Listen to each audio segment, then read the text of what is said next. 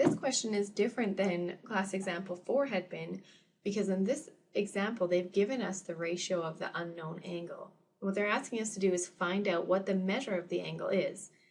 So we know the ratio, what's the angle? So if you haven't already done so, make sure your calculator's in degree mode just by hitting the mode button.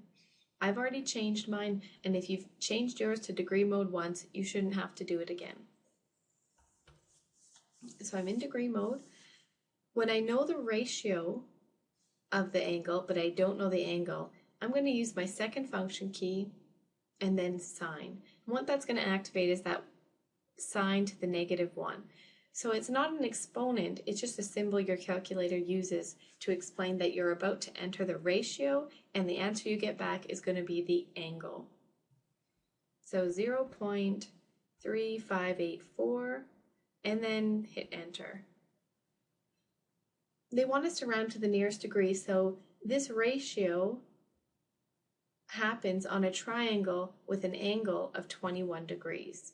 So let's put our 21 degrees here. Let's try another one.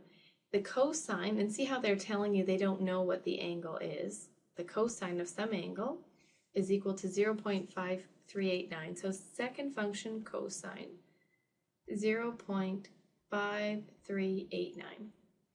So as you can see, the steps in my calculator are not that difficult, but what's going to be tricky is to remember when do you use the second function key and when don't you.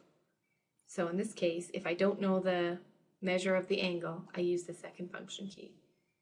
So the cosine, second function cosine of 0.5389 is 57 degrees.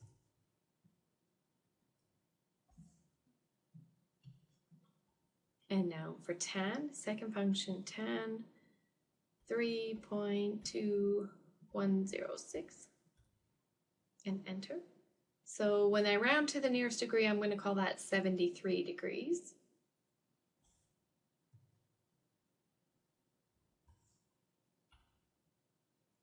And finally, the last one, the cosine of some angle C is equal to a half. Pardon me, the sine of some angle C is equal to a half. So the ratio from this unknown angle is 1/2.